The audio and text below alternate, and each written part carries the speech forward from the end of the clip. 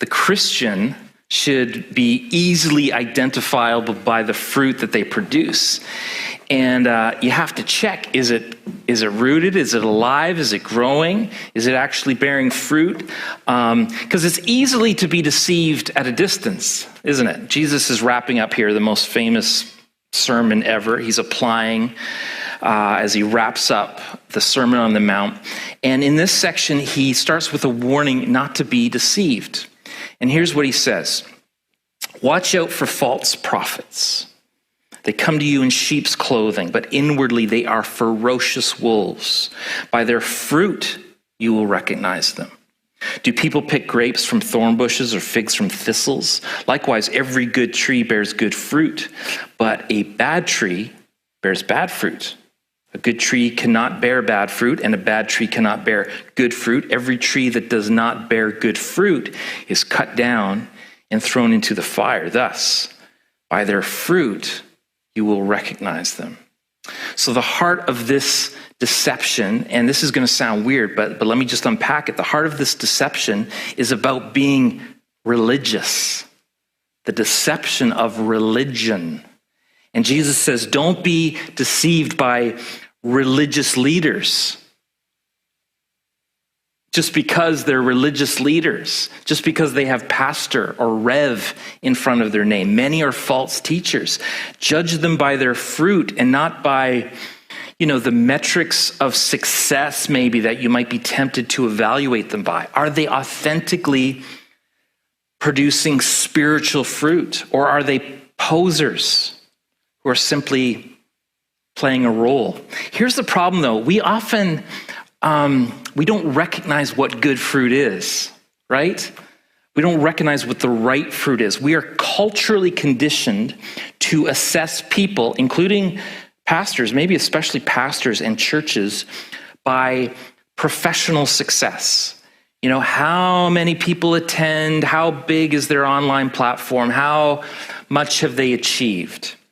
And we incorrectly assume that an effective leader, as defined by our culture, must be a godly leader. And throughout the Sermon on the Mount, Jesus keeps bringing us back to these unseen qualities, right? The inner qualities like anger and hypocrisy and generosity and love and lust and honesty and peace. And so it's entirely possible to be this celebrated leader with a huge ministry, a huge followership, and be a diseased tree with rotten fruit. It also means that healthy trees with good fruit may never achieve the kind of, cultural success that gets all the accolades.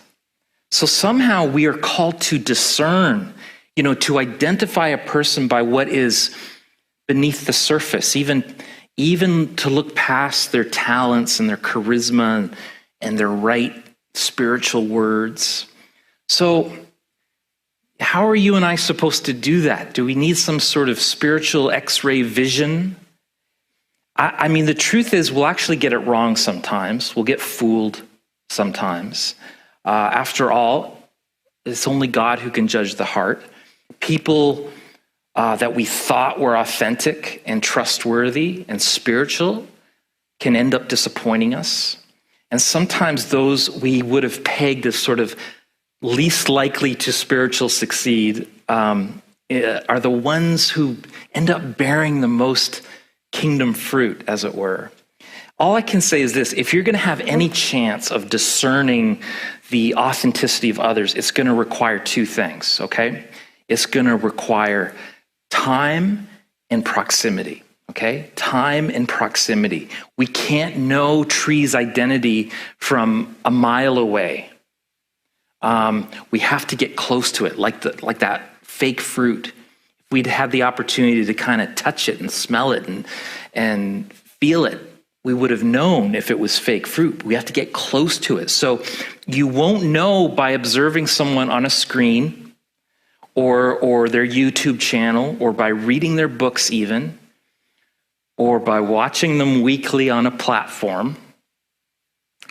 You need proximity. You need time. It's why pastors need people who are close to them, who will ask them the tough questions in life. They need people in proximity to discern their fruitfulness or their lack thereof. That's why I'm grateful I was invited into a small group where I was asked not to be Pastor Jonathan, and Vicky was not asked to be the pastor's wife. We were asked to be the Ganyus and to be real and to do life together. And it's just something you can't do overnight. It has to be discerned over time. I mean, I am not a horticulturalist by any means, but I think they would agree. You won't even know a tree's quality until some seasons have passed, right?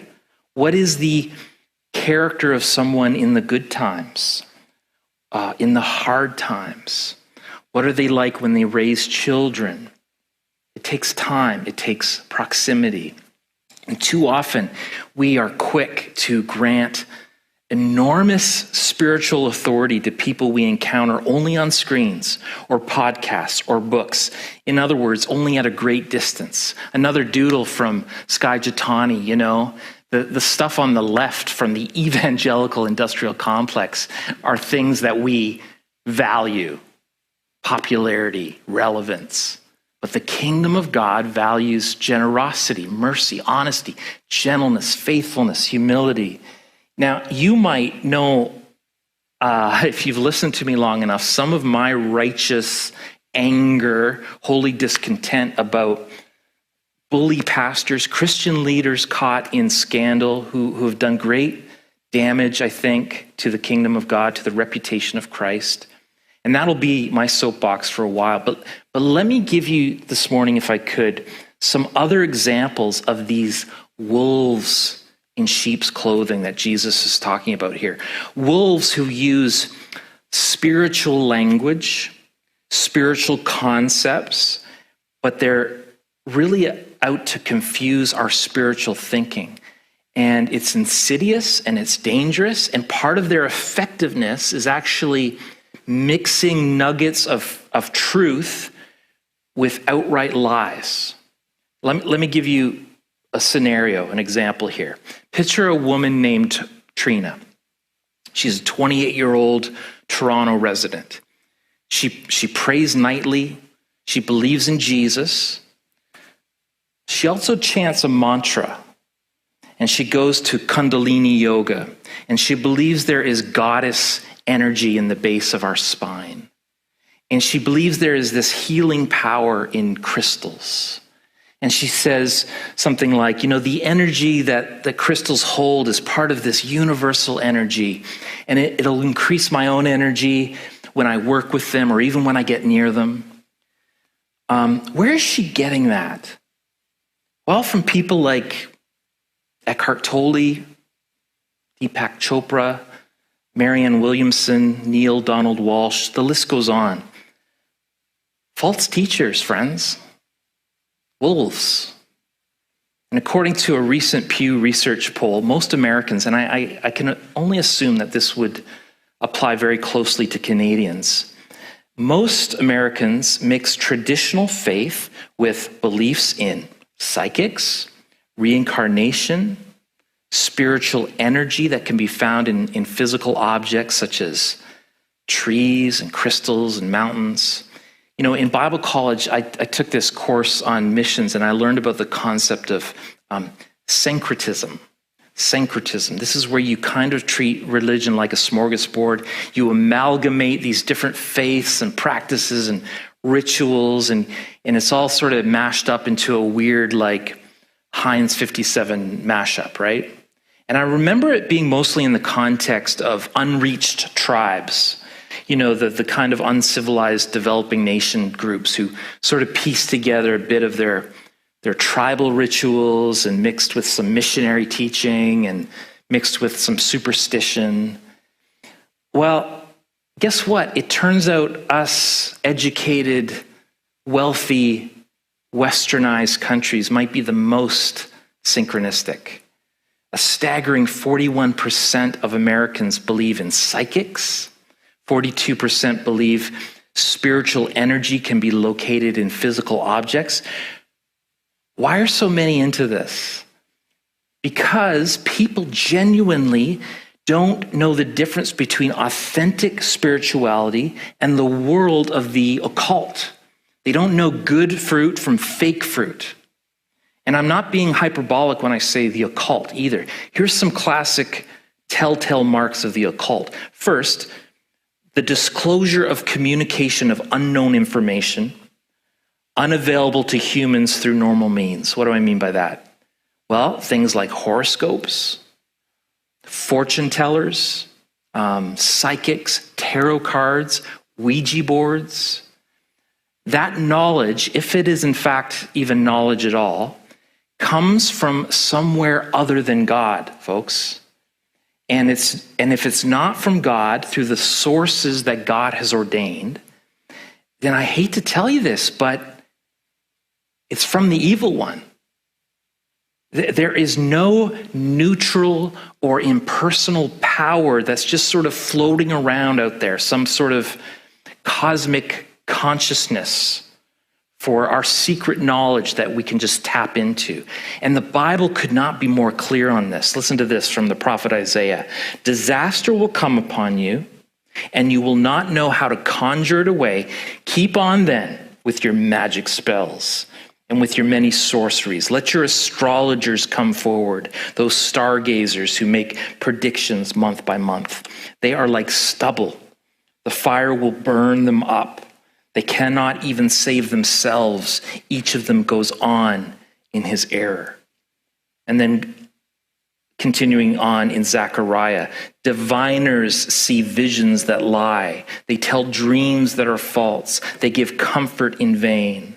Again in Isaiah, I am the Lord, the creator of all things. I alone stretch out the heavens. I make fools of fortune tellers and frustrate the predictions of astrologers. You know, another mark of the occult is attempting contact with the dead, or paranormal energies or demonic forces. You know, if you hear a phrase like spiritual energy in crystals, or attempting to summon up a spirit or a deceased relative, have you heard of that? Through a seance or procuring the services of someone claiming to be a medium, I am begging you, run. Do not walk away from that sort of encounter or experience. Again, here's what the Bible would say to that in Deuteronomy. Let no one be found among you who is a medium or spiritist or who consults the dead. Anyone who does these things is detestable to the Lord. When men tell you to consult mediums, Isaiah says, and spiritists who whisper and mutter, should not a people inquire of their God? So what is happening when you get in touch with a ghost? Well, it's not a ghost, first of all. Well, then what happens when at a seance, Uncle Gerald suddenly seems to be talking to you through a medium? Folks, you're either being tricked, and really there are a lot of flat out scams and grifts with this sort of thing, or you are in contact with a demon impersonating who you had hoped to connect with. So the first scenario makes you out to be a fool, but the second scenario is just nightmarish. It has you consorting with demons. Again, here's what the Bible would say. So do not listen to your diviners, your mediums. They prophesy lies to you. I have not sent them, declares the Lord. They are prophesying lies in my name, Jeremiah says. A third mark of the occult is any attempt to gain and master paranormal power in order to manipulate or influence other people. In other words, all forms of witchcraft, the casting of spells. Being clear on this, is important today, because there is a rise of what I'll call modern witchcraft. It goes by the name Wicca. And I reading about it recently, there's this extraordinary rise of it in North America. Some see it as empowering to young women in particular. Young lady today, would you find your identity in Jesus, who, by the way, is all about strong, confident, empowered women, okay? He is pro-woman. So this is such serious stuff, folks. And there are false teachers, wolves dressed as sheep, who would try to pass off occultic teachings as something good or even benign, but it's not the true map of the supernatural world. Here's the true map. On the one side, you have God and his angels, okay? On the other side, the world of the paranormal, the occult, and that's the world of Satan and his demons, okay? These are the only two worlds. These are the only two spiritual forces. There is no Sweden of spiritual forces, some neutral spiritual force out there, okay? One of the sides is good, the other is evil. One has your best in mind. One wants your destruction. And the evil side wants you to see them as benign or even good, beneficial. And Satan positions himself as an angel of light, the Bible says. You cannot blend, psychics and your Christian faith. You cannot blend the secret and the Holy Spirit. You cannot serve two masters. You'll end up loving the one and hating the other. And when we blend like that, whether we are aware of it or not, we are engaging in the forces of darkness. We are connecting with Satan and his demons. We are opening up the door of our life to his presence and activity. And they love that invitation. They love that invitation. It's more than playing with fire, folks. It is dousing yourself with gasoline and striking a match. But the deception of religion, it cuts another way, okay? And it has another side to this coin, and we'd be remiss if we didn't mention the other side. Jesus is warning about religion and its leaders, about false teachers. He's also warning about false followers here, okay? Because it's just as easy for us to fall into a religious life that's nothing more than posturing or posing, which is the other way that this deception plays out when we play this religion game, right? Acting out a certain set of actions in order to be thought of as spiritual, but it's not real. They'll know us by the t-shirts that we wear. No. There's this old story, this old joke about a guy who he's desperate for a job, right? He looked everywhere and he finally sees a help wanted sign at the zoo. And the warden explains that the zoos in tough times, their gorilla had died. And so this job involves him putting on a gorilla suit and pretending to be the new one. And they'll pay him to dress up and act like the gorilla. And he's desperate, so he takes the job. And it starts off a little awkward, right? And a little stiff. I mean, he's in a gorilla suit, for goodness sake. But every day he gets more used to it. He kind of gets into it, actually. He starts to kind of enjoy the crowds that are forming.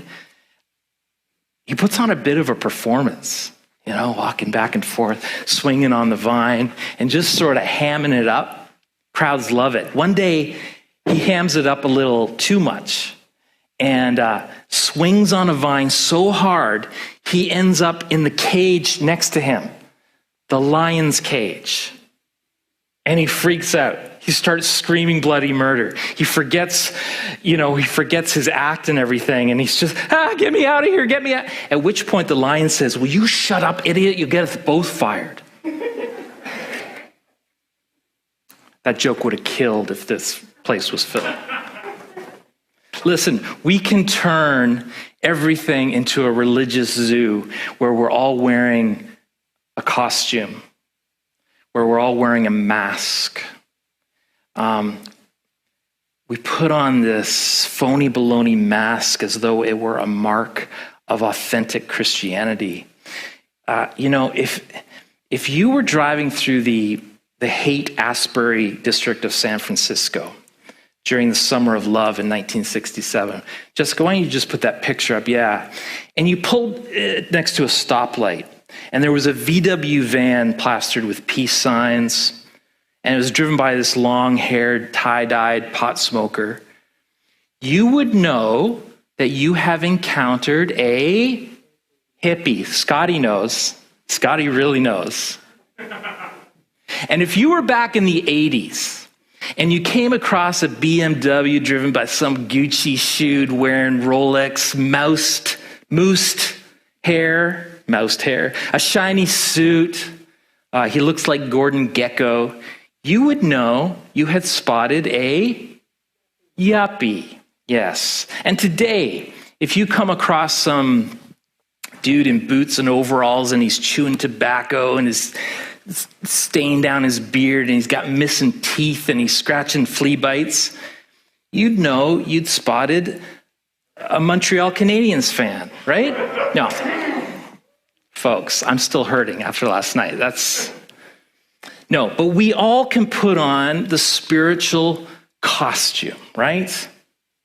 And we listen to Christian radio and we talk with Christianese buzzwords and we wear certain Christian messages on our ball caps. I do it too. I like my worship WRSHP ball cap.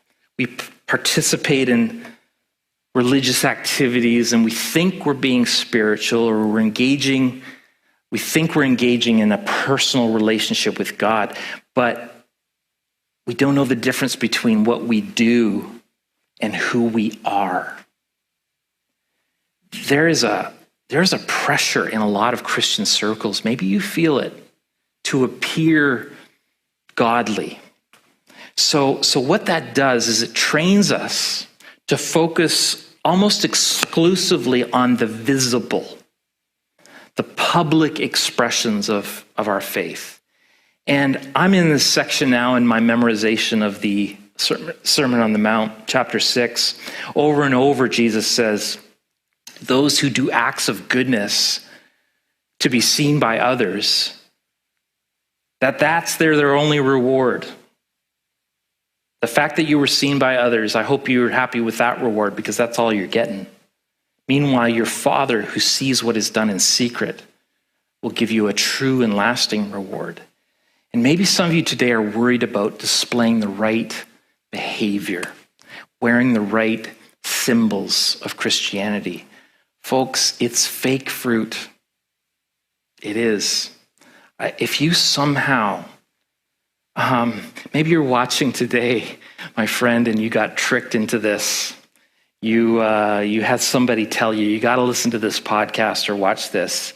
And you're like, ugh, I hate religion. Can I tell you something? Jesus hated religion. Jesus didn't come to earth, suffer and die, sacrifice for religion, but for a relationship that actually will begin to transform you from the inside out. Religion is dead, it's lifeless, it's empty. It makes life with God all about the doing instead of the being. Because you can set up your checklists and your rules and check them off and have no intimacy, have no transformation, no connection with God. That's the deception of religion. And it's not just outward practices, by the way. It can be head knowledge. I don't know. I've talked to some people who have so much knowledge. They're very proud of it. They know their Bible inside and out, certainly better than me. But here's what they do. They take their Bible and it's all going in here. And what it should be doing is going in here, right? Transforming their character, their actions, their heart. You can have a lot of religious knowledge, religious education, religious learning, but not an authentic relationship with God. Real fruit.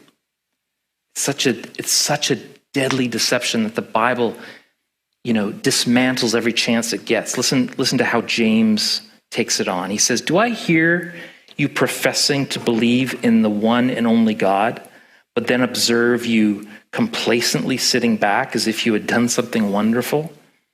That's just great. Demons do that. But what good does it do them?" Okay, Jonathan, tell us what to do. I want to be a good fruit-bearing tree. What are the steps here? Okay, give me the checklist. What does the discipleship pipeline look like? That's what we do, right? That's how we think of everything. It's something we produce, don't we? Just put up that. This is another doodle from Sky Jitani. The evangelical industrial complex thinks it manufactures disciples. It's some sort of recipe. It's some sort of formula. It's some sort of 5-step process. But here's the thing. A good tree will produce good fruit. A bad tree will produce bad fruit. An apple tree cannot produce apricots. An orange tree cannot produce kumquats, right? No amount of knowledge or willpower or effort can change what a tree produces. It's inherently in the tree's identity. Fruit just happens. And this is just so perplexing to Christians in a self-improvement culture. When we read that the fruit of the Spirit is love, joy, and peace, and patience, and kindness, and gentleness, often our first thought is, okay, let's find a program that will produce that in us. When in fact, the answer is that we simply need to be rooted in God. Jesus in John 15, he narrows it down to one word. And I personally find the old-timey King James Version word just the best. It's an evocative word. Abide. Abide. Here's what he says in John. Abide in me, and I in you, as the branch cannot bear fruit of itself unless it abides in the vine, neither can you unless you abide in me. Folks, I was part of this Arrow leadership training, mentoring years ago. Profound couple years in my life where it wasn't just sort of leadership principles, it was mentoring. And I remember I came to there having spent years having a recurring dream. I'm not kidding. Like every night, it was a variation of the same dream. Maybe I told you this before, but it was a dream where I was in front of a large group of people, sometimes a stadium. Sometimes I was with you too. That tells you a little bit about, my idols and age group. And it always worked out the same way. Or I was in a large church, like a Willow Creek. And here's what would happen. I was about to preach in my dream, and I couldn't find my notes, and the mic wasn't working. Or I'd be on stage in this large concert, and the amp was unplugged. Every situation was like a large platform, a lot of influence, and everything went wrong. It was incredibly stressful. Maybe you've had dreams like this. And I told, almost jokingly, because I wasn't sure if I even took dreams that seriously, my mentors about this. And they said, Jonathan, I wonder if you need to focus less on producing a product in your ministry and more about just bearing fruit. Stop producing a product and just bear fruit. Abide with the Father and let him produce fruit in you. Do you know what? Those dreams stopped that night, and I haven't had them again. coinky-dink? I don't think so. I'm still learning this. I haven't got it figured out, but that was a huge step for me in learning what it means to abide and let Jesus in me produce fruit instead of trying to achieve and do and produce it like some evangelical industrial complex. Can I encourage you today, Christian, to abide with Jesus? Be rooted in God. Trust in him. Put your faith in him. Stop trying to act like a Christian. And just in your relationship with Jesus, you will produce real, authentic fruit. May it be so.